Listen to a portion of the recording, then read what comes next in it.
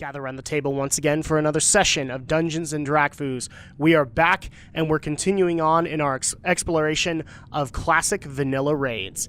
And today we're going to be taking on a very popular one. In fact, so many people have screamed out for this to be redone, for it to get its true successor. It still has never really had that. They've had attempts, and it never really has been duplicated, and that is Blackwing Lair. So we took on the Molten Core, we took on the bottom part of Blackrock Mountain. Now we need to take care of the other warring faction, which would be the Black Dragonflight and the False Horde.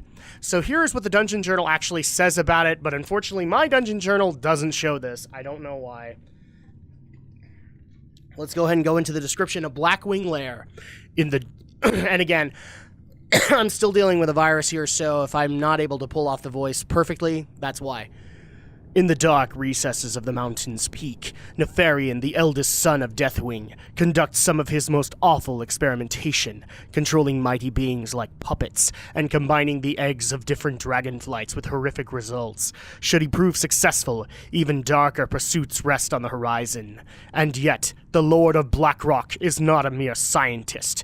He is a great dragon cornered in his lair. Can he truly be defeated by mortal hands? So with that, let's go ahead and step on in. So yes, we are going to be dealing with Nefarian, the eldest son of Deathwing, and his various experiments that he is trying to take on. Actually, let's go ahead and do this. So here's the thing. The original entrance to Blackwing Lair is actually sealed off because they redid Upper Blackrock Spire, but that's originally how you would get in there. But they created this little shortcut just in case for later raid teams to be able to use, which is the Orb of Command. So we'll go ahead and use this. A large humanoid handprint is embedded on the surface of the orb. Despite what appears to be constant manipulation and handling, the orb remains unmarred. So place your hand on the orb, and there we go. Now we are in Blackwing Lair. So let's go ahead and get things started. Its boss layout, I believe, is 6. Let me double check that. Yeah, so no, it's more like 7 or 8. So we've got 8 bosses to get through. And let's just go ahead and zoom out the camera a little bit. And of course, we're going to be starting things off with the Dragon Maw Garrison and the first boss, Razorgore the Untamed. I'm going to go ahead and go into this. And for people who are already asking, like, how am I getting this if the Dungeon Journal isn't working? I'm getting this via Wowpedia. So let's go and read his description. Let's see. Here we go. Razorgore the Untamed is a dragon spawn of the Black Dragonflight and the first boss of Blackwing Lair. He has been tasked by the Lord of Blackwing Lair, Nefarian, with guarding the numerous and precious black dragon eggs located in the first room of the instance. To this end, Razorgore has been given command of a cohort of orcs and other forces, and will stop at nothing to ensure that no harm comes to his grave charges. Let's see, and so the overview, unfortunately, is just the strategy, so a lot of background is left out, unfortunately, because there isn't a whole lot on these guys back in the day. They've since fixed this with later expansions, but basically this is pretty much the hardest part of the instance, or at least to me, because if you can't do this, you can't go any further. So basically what we have to do is, it's a two-faced fight. We have to take care of all of the black dragon eggs while using this control orb to manipulate Razorgore. He has to do it. He's the only one that can. And as soon as he destroys them all, then we can destroy him. So let's go ahead and get things started. If I go quiet for this particular boss, that's why. This takes a lot of concentration. So let's go ahead and get this done. Here we go. Okay, so now we have control of Razorgore. And all you have to do is use his 4 command, which is the destroying black dragon eggs. But at the same time, like I already said, he has a force of orcs that will come out and eventually start attacking you. And if Razorgore dies before the eggs do, then he will instantly kill everything in the room. So obviously we don't want that happening. And this is usually kind of the hardest part of the room, because there's so many concentrations of eggs in just this one area. And here we go. This is where the orcs start coming out.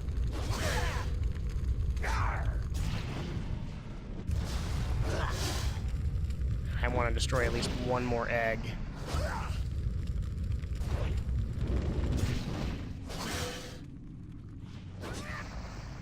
Okay, so I'm going to go ahead and let him go.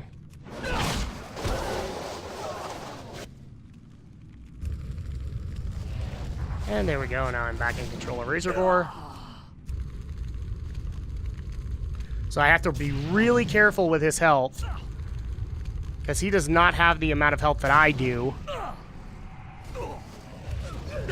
So at this point is actually where I go up here. It's probably where the most danger lies. Just because of all of the guys nearby. But I also need to be kind of quick about it, because eventually they do start following him, and they do start just attacking him, and it's not a good sign, or it's not a good thing. So let's go ahead and just park him over here.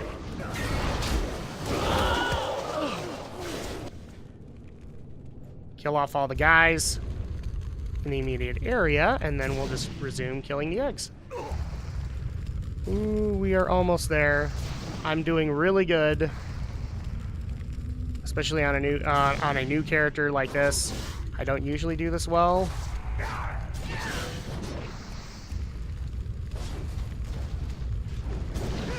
Oh no, now they're starting to turn on me, and specifically starting to attack me.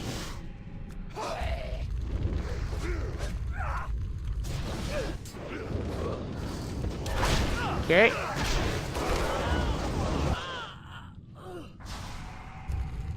There we go, and it looks like we've got 2 more eggs. We'll go ahead and kill them really quick. Boom! So now they will all evacuate, and we can take on Razorgore the Untamed.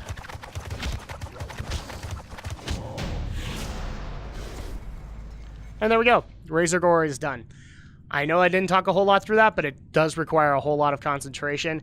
And this is also the start of Tier 2. So people might remember in Molten Core, I did say that Ragnaros actually dropped Tier 2 pieces.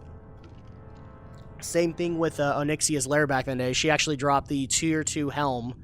They've now since moved it over to Nefarian, but with the Wrath of the Lich King remake, you actually could get the get updated versions of the Tier 2 helms. So here we go. Just curious, we got Transcendence, which is Priest, 10 Storms, which is Shaman, and then just Gloves of Rapid Evolution, which we don't care about. Actually, this is probably one of the most sought-after sets, I believe, in Transmog, because Tier 2 was just that good for every class. Attempted to match his power against mine, and paid the price. Now he shall serve me by slaughtering you. Get up, little red worm, and destroy them.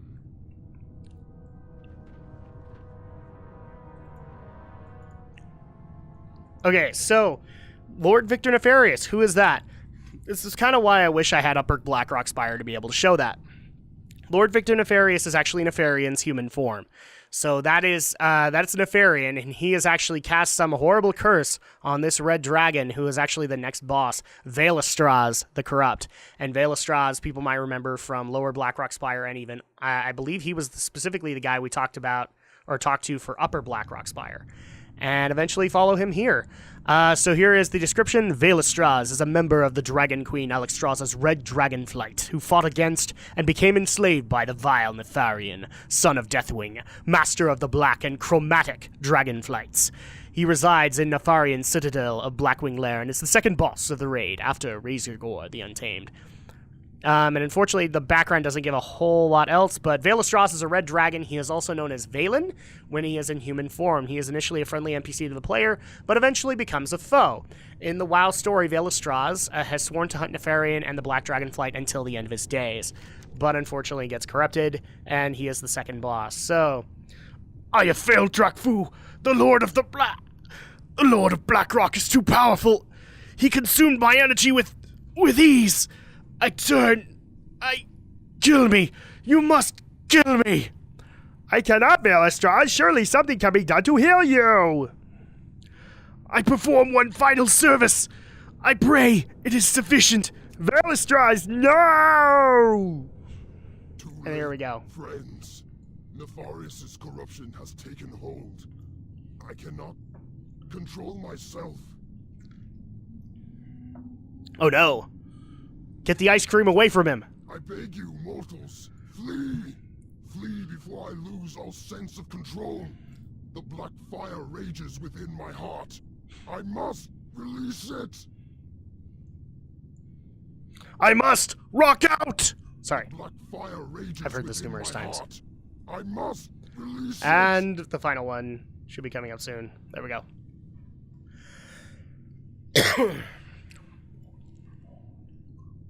Flame! Death! Destruction! Call our mortals before... Alright, we must do the unthinkable. We must kill the red dragon. Fight this.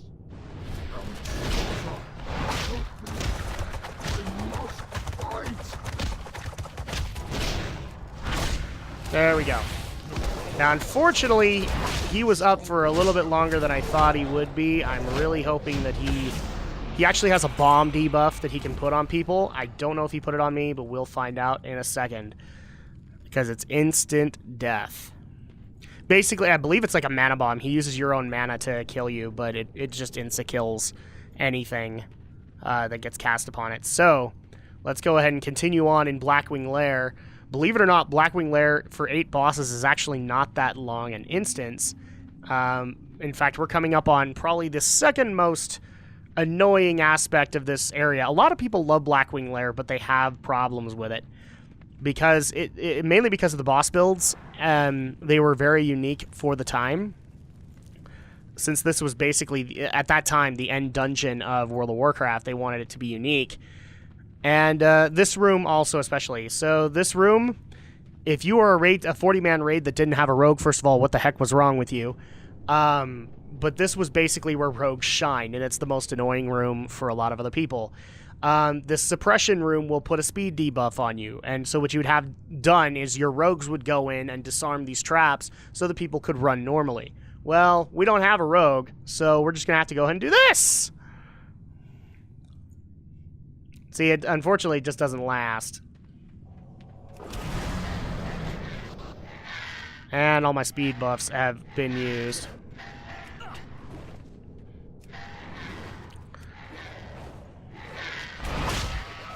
There we go. Actually, did I? Yes, I did. So it's Transcendence for Priest, Dragon Stalker, which is Hunter. Somebody actually did ask, like, how do you have the memory for all this stuff? I'm a nerd like that. Sometimes a name is everything that I need to get excited about an armor set or something like that. And here is the third boss, but unfortunately, because of the suppression room, we'll probably just go in and kill him. Here we go.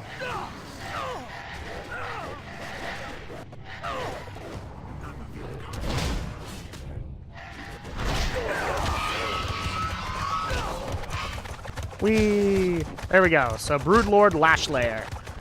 Let's go ahead and go over his lore really quick and continue on.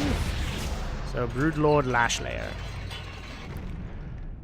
Let's see. Background for him. Broodlord Lashlair guards the halls of strife, blocking the way into Nefarian's inner sanctum.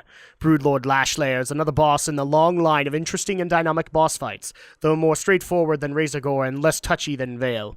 This is not necessarily a background for him. Unfortunately, there just isn't a whole lot. He's the third boss, and that's the way it goes. He guards the suppression room and the inner sanctum of Nefarian. This is kind of what happened back in the day, is a lot of these bosses were just bosses. They didn't really have lore behind them. So we have the Greaves of Ten Storms, which is Shaman, Boots of Transcendence, which is Priest. So Priest, you would have gotten away scot-free if you were coming with me today. And then Maladath, Rune Blade of the Black Flight. Oh, I want that sword. It is great. I might just keep it for a while so that I may get the appearance in my collection. Now here comes the next boss, Firemaw. The next three are basically all black drakes. And fortunately, not a whole lot is known about these guys either. So we'll just go ahead and kill them, and then I'll go over what we do know. There we go. So there's Firemaw. Not really dropping a tier for us. He is the 4th boss found patrolling in the Crimson Laboratories after Broodlord Lash Lair and before Ebonrock. He drops tier 2 gloves, or he has the chance to be able to do that, but there really is no other background aside for that for him. They're basically just 3 Black Drakes who are guarding the inner sanctum of Blackwing Lair, while these other guys do some blood experiments, and we'll find out what those experiments have yielded for Nefarian in the next little bit after the next 2 bosses. So the next 2 are just right here, Flamegore and Ebonrock. Again, not really a whole lot known about them. They're Black Drakes, at least as far as background. So we'll just go ahead and take out Ebonrock. The interesting part of them, mechanically for them, though, is that these guys were actually supposed to help you get ready. Ooh, Judgment Gauntlets. That's for Paladins. So, sorry, Pallies. These guys were actually supposed to help you get ready for Nefarian. Because they had a lot of his basic mechanics that you had to get used to, including the, I believe it's a Shadow Flame. One of them has Shadow Flame, and if you do not have an Onyxian Scale Cloak, you would have died. So basically, you had to take your purple cloak and downgrade it to a blue in order to survive here, because that was the only cloak that would survive a Shadow Flame attack. Pretty freaking nasty. Such things don't really exist anymore, obviously, but... What, Blizzard listened to their fan base? Yes, they did. And good thing they did, too.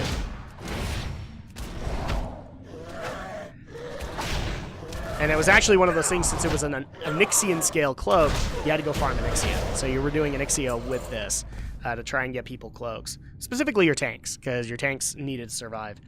Let's see, no gloves there. And that was Flamegore. He's the last of the Black Drakes. And we're almost done. And again, unfortunately, not a whole lot known about him. He's a Black Dragon. He serves the Black Dragon Flight. That's all you need to know.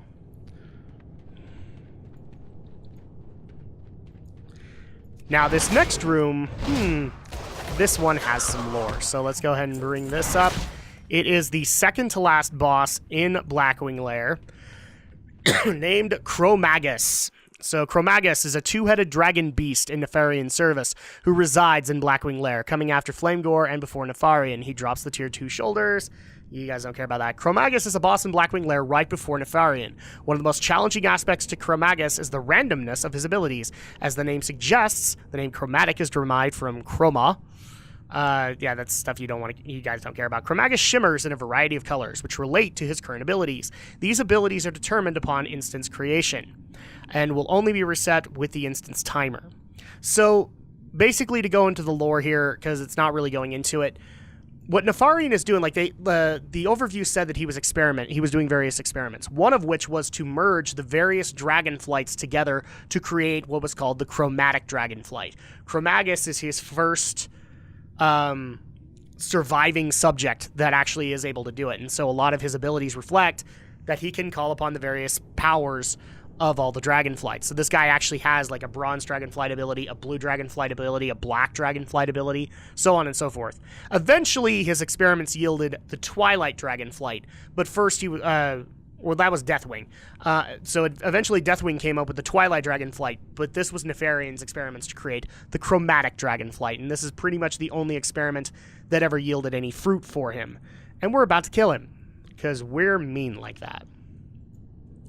Now he can be used by hunters everywhere. Hi there.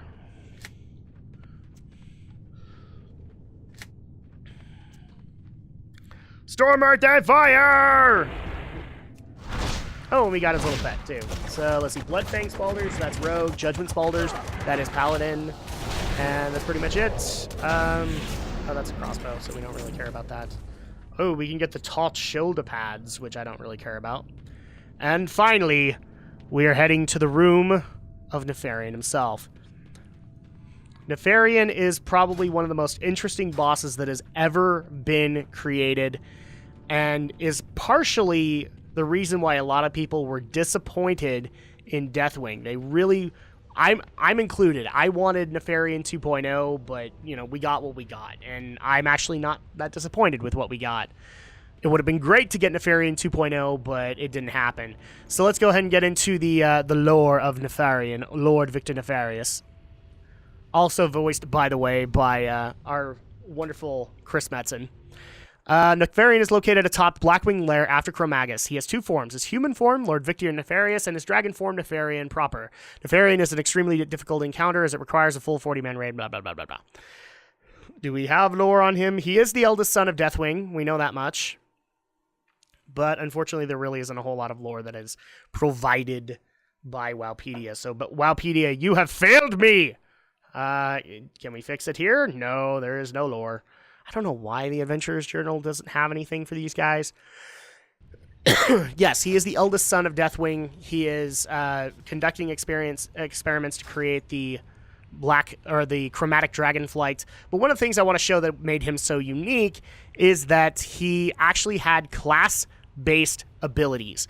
So during your Nefarian encounter, the various classes would he would take an ability from them and empower himself with it. So for example, or if there was a class in that raid, he would have an effect on them. So for example, if you had a druid, they would be stuck in cat form for the duration of the call. I believe it was, what was the ability actually called? Oh, I can't remember, but like class call out or something like that. So if you called it out, then your druids were stuck in cat form. For hunters, he basically broke your bow, like instantly. So that was the only way for you to be able to do any damage. You had to melee for the rest of the fight if he actually did this to you. Mages, he would cast a wild polymorph on random raid members, which had no line of sight restrictions. So holy crap, man, he was pretty freaking powerful. Priests, he actually, direct heals would subsequently dot their targets with corrupted healing. Your healing would hurt the raid. So that priest had to stop healing. I love this concept. Paladins cast Blessing and Protection on Nefarian, so basically bubbled him, and you can't do any damage on him. Rogues teleported and immobilized in a place close to Nefarian. At that point, he would instantly Shadow Breath to kill them. Shamans, let's see, give Nefarian buff totems, including Wind Fury and Fire Nova. Corrupted totems have between 200 and 2,000 HP, so you had to kill the totems pretty dang quick. Warriors, stuck in Berserker stance, plus an additional 30% damage taken for the duration of the call. And Warlocks, 2 Infernals per Warlock are summoned. They will stun and do minor physical damage to the Warlock and those immediately surrounding them. Now, since then, they have added class calls for the classes that came later. So I'm just going to read them really quick, and then we'll go ahead and get started. First of all, Death Knights. He will instantly cast Death Grip on the entire raid and then breathe on you. So I thought that was really cool that they actually went back to Nefarian and gave a class call for the Death Knight. For druids, no, not druids, monks, you uncontrollably roll around for about 5 seconds. Okay, probably wasting your roll charges. And then for Demon Hunters, yes, he actually did get a class call for Demon Hunters. Blacks out the screen of the controlling player. So that was pretty awesome. This is why a lot of people wanted Nefarian 2.0 with Deathwing, and unfortunately just didn't happen. So let's go ahead and start things up. Do you expect me to cower before the mighty legion of Drakfu? You are nothing to me, less than nothing. Had I desired your head, it would have been presented to me on a pike. You have made the mistake that all mortals make. Lord Victor Nefarious sighs. Time does strange things to those that use it as a form of currency. I have made no mistakes. In your rush to glory, you assumed that the pace of the game revolved around your actions. Can you even fathom how preposterous that sounds to a being like me? A being that, if so inclined, could cause your own insignificant thoughts to crush the peanut-sized mass of gray matter floating within your skull? You have lost your mind, Nefarious. You speak in riddles. It's simple, really. Allow me to summarize. Please do. In this world where time is your enemy, it is my greatest ally. This grand game of life that you think you play, in fact, plays you. To that I say, let the games begin. And so his first phase, he actually just sends out a bunch of Draconids against you. I'm just going to let them hit me for a while until I can start doing a hurricane kick to take care of a lot of the trash. This was really hard back in the day. I'm just going to emphasize that. I make it look easy, but like, people actually had to figure out what the Draconids that were going to come out were and how best to deal with them. So that's how effed up this fight could actually get. You could not come in here unprepared. Could not happen. Okay, come on, we know. Jiminy Christmas, man. Well, that passage is done. Oh, hi, Nefarian.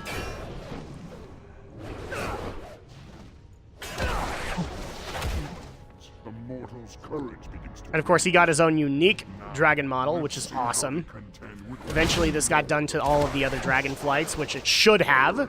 wretches. Burn!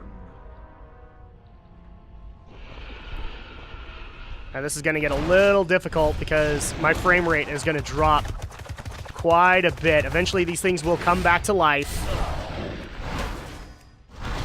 There we go. Okay, we've taken care of it. Boom! Blackwing Lair.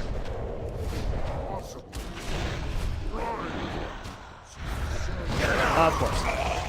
Let's see what we actually got. Wow. Too much stuff. Nemesis robes for warlocks, breastplate of wrath, which would have been for warriors, and the helm of wrath for warriors. And then also you could get the head of Nefarian, and actually I'm going to go ahead and turn this in for you guys because it's actually a pretty fun thing to do. Let's go ahead and crap. I did not want that, and I knew that was going to happen. So head of Nefarian. Let's go ahead and turn this in. Lord of Blackrock. The old feeling returns. The welcome pangs of victory reverberate throughout your being. Before you lies the monolithic, battle-scarred head of Nefarian. Return it to High Overlord Sourfang, champion. And for that, we actually get to mount Nefarian's skull up in Orgrimmar. So for that, really quick, I'm going to go ahead and magic cut until we're back in Orgrimmar. Okay, so we are here at Grummash Hold in Orgrimmar. And all we have to do is turn this into High Overlord Sourfang, who is now kind of the leader of the orcs. So let's go ahead and turn this in. Unfortunately, I can't do an orc voice right now, but I'll do my best. The Lord of Blackrock. I wish I could have seen the look on that beast's face when you struck the killing blow. And with that, once more you have honored the Horde, Drakfu. The son of Deathwing is dead. Surely the evil one stirs. And seek out Overlord Nataj in the Valley of Strength. And so let's go ahead and do that. Yes. The Zeppelin Thunderbluff has arrived. This is basically to mount it. So we're going to do it. Let's see. Where is the Overlord? There he is. And somebody's already mounted it, but we're going to do it again. Hi there. Choose your reward, and I gonna mount a head of the beast for all to see.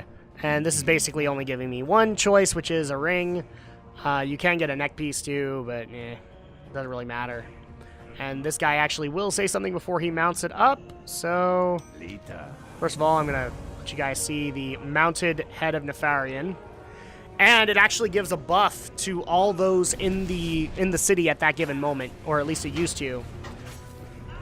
Just a basic, like, +5 to all stats for everybody. And there you go. So that is the head of Nefarian. Let's see if we can get a better view of him. That is the head of Nefarian. And that's going to go ahead and do it for this Dungeons & Drakfus. Thank you guys so much for joining me on this journey. Thank you so much for continuing to subscribe to my content and like it and give me all the commentary that you guys do. And of course, we will be back next week for the next session of Dungeons & Drakfus, where we take on the first bit of patched content for Classic World of Warcraft as the gates of Ahn'Qiraj finally open.